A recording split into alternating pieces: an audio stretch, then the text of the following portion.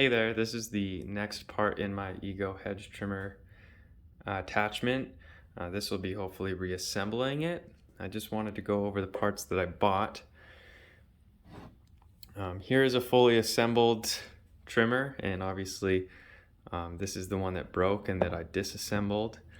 Now the part that broke, again from the last video, was this piece here.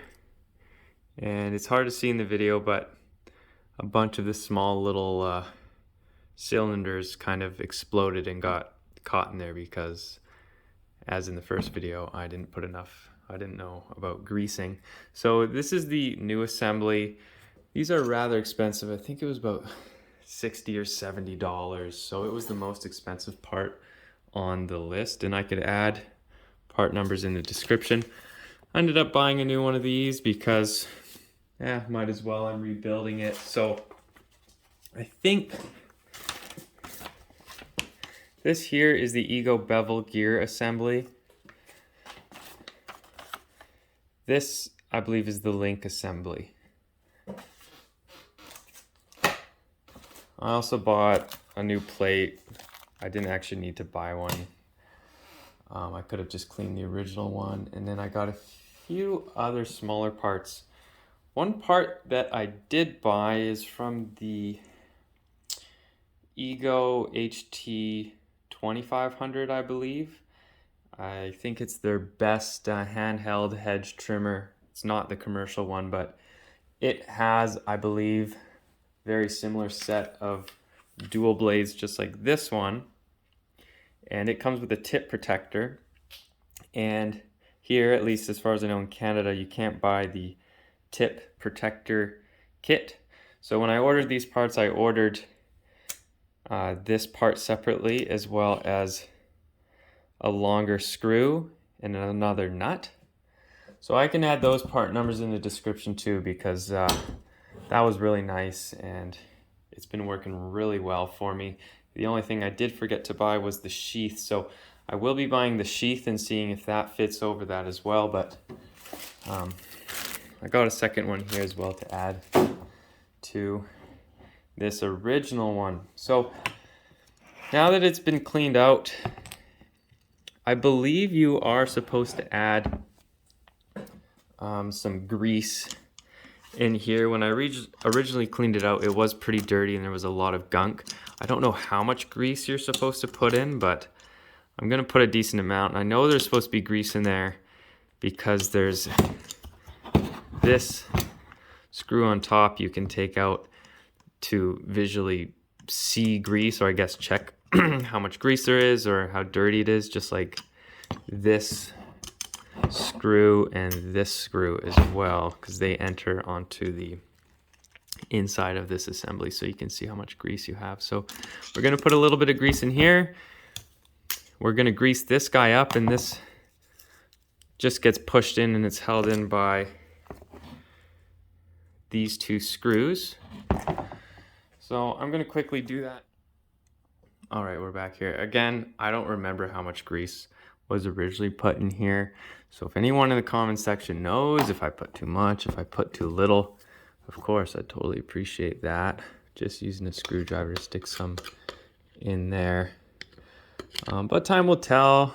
When I open up, I'll probably open up my newer trimmer attachment and see. I did undo the little screw on top, and it showed some nice white grease inside. So I know it's okay for now. I forgot there's a little bearing that goes in the center here. Don't want to forget about that. So I'm going to slam this all together. And there I kind of just put grease around this. So I'm going to put this together and screw it together. All right, as it should, it fit very snug right in. I remember when I took the old one out, it was actually pretty challenging to get it out. So I thought there was going to be a little bit of effort to put it in, but there wasn't. So yeah, I just lobbed a bunch of grease onto it. I mean, worst case, I break it again, but I don't think so. I think I'll keep on, well, obviously, I will keep on top of it this time. I'm just gonna put these 2 screws in, and then we're back to pretty much the standard, what it should look like kind of when you're doing your regular greasing. Again, I don't know if people regularly pop this off. I mean, there is this plastic shroud here that does, I would assume, keep the grease inside there, but I don't know. I don't know if it can come out there anyhow or anything like that. So I'm happy that that is back in. So we're back to adding a lot more grease, and I will be back once I do that. All right, just tightening down the blades here. This can be a little finicky because you got the grease everywhere and you're just making sure they're lined up. Sometimes be a little annoying, but just gonna get those hand tight. There we go. Gonna add a little bit more grease right around here. Again, I don't know if this is enough grease.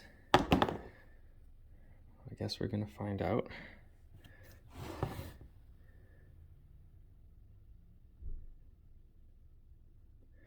I should be wearing gloves.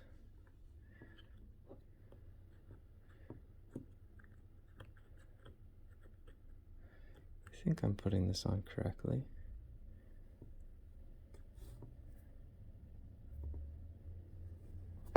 There we go.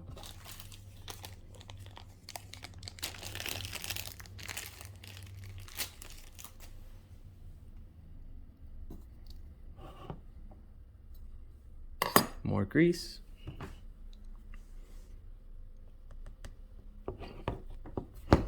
Sorry, it's facing the wrong way with the camera. I apologize about that.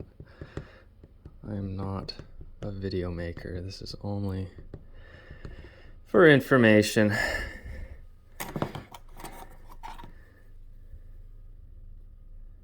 Pop that on top. There we go. All right, now I'm gonna just pause the video. I mean, from here on out, everybody should obviously know how easy it is to, all we're doing is adding the top on, and of course, more grease. All right, I'll be back. All right, so I have the back on. Sorry for all the clutter here.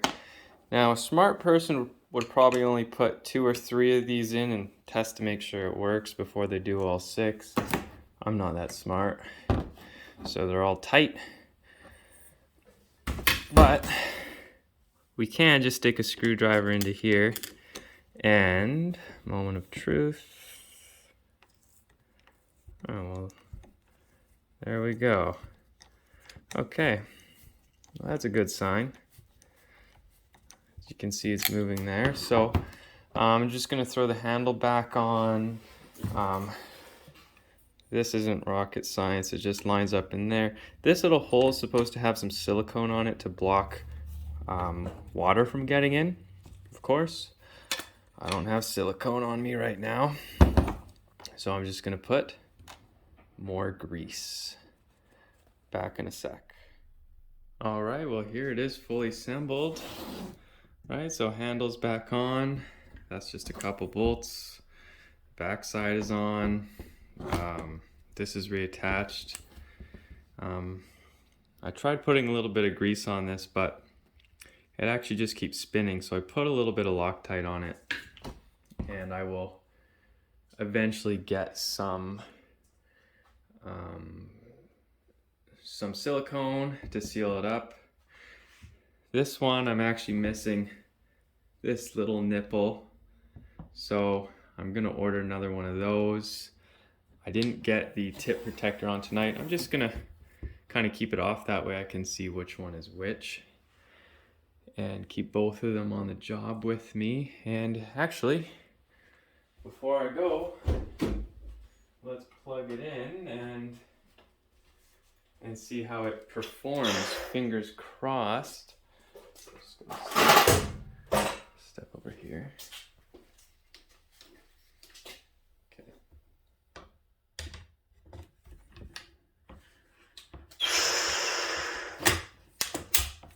go. All right.